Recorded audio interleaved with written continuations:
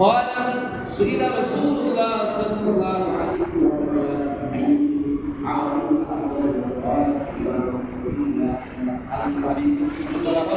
يا رسول الله يا حبيب الله ইসলামের মধ্যে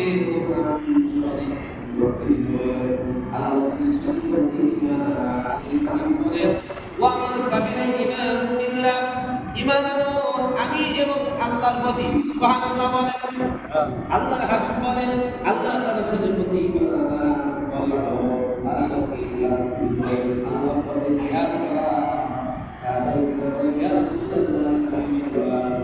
ঈমান ثم ماذا قال الحجة في سبيل الله جهاد في سبيل الله আল্লাহর জন্য জিহাদ করা কথা বলা হয়েছে জিজ্ঞেস করা হলো তার কোন কাজ তিনি বললেন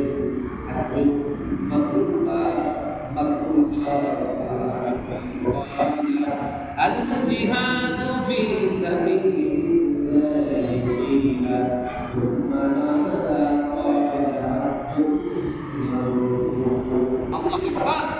আল্লাহর হাবিব বলেন সাহাবীরা হযরত আবু হুরায়রা থেকে হাদিসটি বর্ণনা করা হয়েছে হযরত আবু হুরায়রা বলেন ইয়া রাসূলুল্লাহ ইয়া হাবিবাল্লাহ ইসলামের মধ্যে কোন আমল সবচেয়ে দামি আল্লাহ রাসূল ঈমান আর তিন নম্বর হলো তিন নম্বর হলো আল্লাহ হাবিব বলেন সাত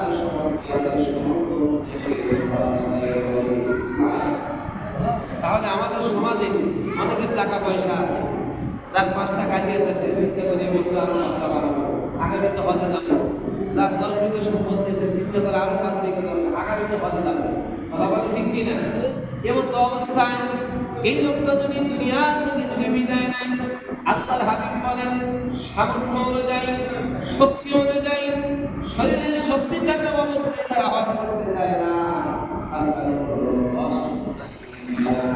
যারা হজ করছে তারা জিজ্ঞেস করবে টাকা কারণ নিজ শরীর দিয়া হাত দিয়ে পা দিয়ে জীবন দিয়া এগুলোকে আদায় করা হলো সবচেয়ে এই জন্য আল্লাহ হাবিব বলেন হজ শারীরিক এবং আর্থিক দুইটা ইবাদত একসাথে শুধু অর্থ থাকলে হজ হবে না শরীরটা থাকতে হবে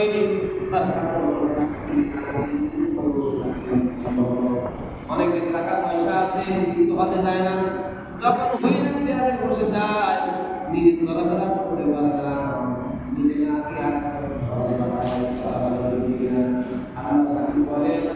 টাকা থাকা অবস্থায় যারা হজ করে এরকম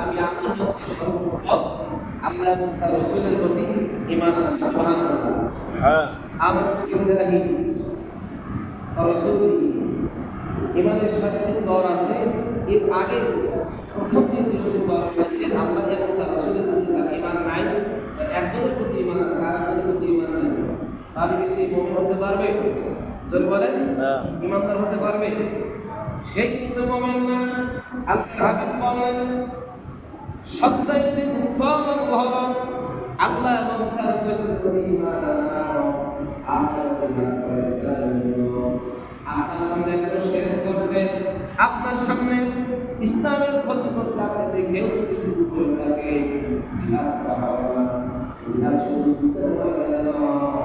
ইমান রক্ষা করা আপনার ছেলে যদি নামাজ না পড়ে, স্ত্রী যদি নামাজ না পড়ে, স্ত্রী যদি আপনি নামাজের কথা না বলেন, আপনি জিহাদ থেকে চলে গেলেন, সেই যুদ্ধ সেই জিহাদ এখন জিহাদ শুধু নিজের একজন ইমানদার একজন বেঈমান ইমানের পথে আনা, ইমান আছে বেঈমান হতে হতে যাচ্ছে, এরকম লোককে যদি আপনি আমল দ্বারা কোরআন দ্বারা সুন্নাহ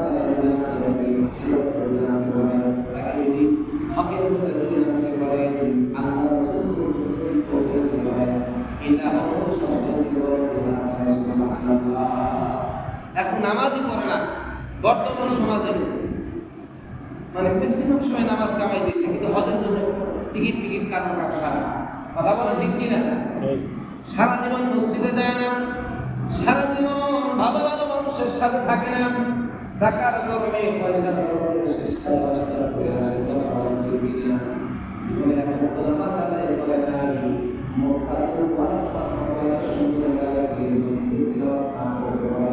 মক্কা মদিনায় কাবা শরীফের সামনে যদি নিজের দোয়াটা নিজে যদি না করতে পারে, এর সাথে হতভাগা কেউ নাই। টাকা থাকলে পাওয়া যায় না, নিজের শরীর আর্থিক এর দুটো প্রতিষ্ঠান হয়। চিন্তা করে আমার টাকা আছে, মোয়াল্লেম তো আছে, মোয়াল্লেম আর কিসের জন্য? মোয়াল্লেমকে টাকা দেবো হজ করে দেবো, অত সস্তা না।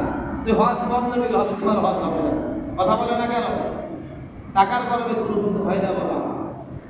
টাকা দিয়ে জমি কিনা যায়, আর একজনের জমি টাকার বাহারে, আর একজনকে লিখে দিবে ভাব, টাকা বেশি হয়ে যাবে, আর একজনকে লিখে দেয়। কথা বলেন না কেন? একজনকে কথা দিয়েছে, টাকা বেশি দিলে আরেকজনকে লিখে দেয়। এরকম নিয়ম আছে না বাংলাদেশে? বহু আছে যে তারা চিন্তা করে, যারা টাকাওয়ালা, যারা পয়সাওয়ালা, তারা চিন্তা করে সারা জীবন টাকা দিয়ে আমি সব কিছু করেছি, আজকে বিদায় বেলা এসে সারা জীবন আল্লাহকে সিজদা করে নাই, নবীর সুন্নাহ মানে নাই। এই ব্যক্তিটা যখন হজের ময়দানে দাঁড়ায় গেছে, দোয়া করতেছে, আর পাশে লোকটা শুনে দাঁড়ায় আছে, সারা জীবন দোয়াটা করতে পারে না। এদের জন্য ইখলাস কখন করা, এই হজের জামাতে এই কাজগুলো বর্তমান সমাজে কত মানুষ হারে হজে যাবে, নিয়ত করছে, টাকা পয়সা জমা দিচ্ছে, তারপরও সিগারেট টানতেছে আর হাসি হাসি বলতেছে, এবার আমি তো আমার ভাই দোয়া করে। এই হজের জন্য নিয়ত করছে, এখনো বিড়ি সিগারেট ছাড়তে পারে না, মক্কা মদিনায় যত সিগারেট খায় না। কথা বলে না কেন? অনেকে বলে পায়খানার মধ্যে খায়, আড়ালে যা খায়, এমন খরের খোর মক্কা মদিনায় যাও সিগারেট খায়। কথা বলে না কেন? আছে কিনা? এমন খরের খোর। এদের হজ কেমন হবে? যার গায়ে গন্ধ, তার কাছে ফেরেশতা কিভাবে আসবে?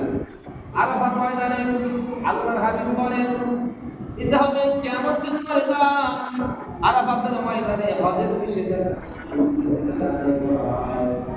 আল্লাহর হাবিব বলেন, হাত তুলে আল্লাহ তাআলা প্রত্যেকটা মানুষের সুবহানাল্লাহ। যদি বাইরে থেকে বিড়ি টানে, ওজু করে যদি আরাফার ময়দানে দাঁড়ায় যায়, গায়ে গন্ধ আছে কিনা? জোরে বলেন, আছে কিনা?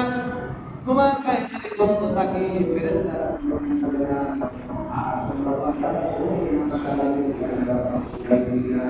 এই জন্য বড় কষ্ট লাগে যারা মানে আশিক মানুষ মদিনায় যাইতে পারে না। আরে মদিনার কথা শুনলে, মক্কার কথা শুনলে তাদের চোখে পানি ধরে।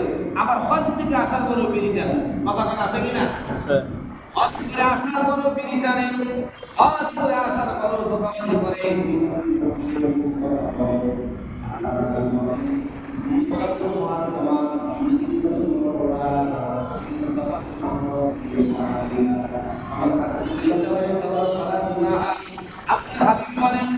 নিশ্চয় ইসলামের মধ্যে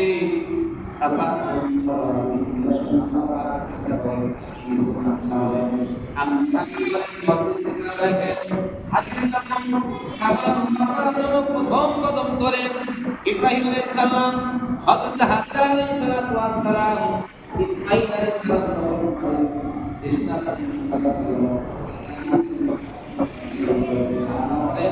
ও আমার ফেরেশতারা তোমরা সাক্ষী থাকো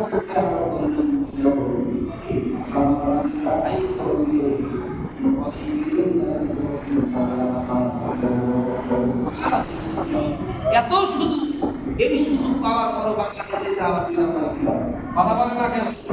আল্লাহ তাআলা এই সমস্ত গুনাহ থেকে আমাদেরকে হেফাজত করুন। আরে মক্কা মদিনা সবাই যাইতে পারে না, আপনি গেলে যাওয়ার পরে এসে আপনি আগের মতো হয়ে গেলেন, আপনার মতো কবালুল্লাহ কেউ নাই।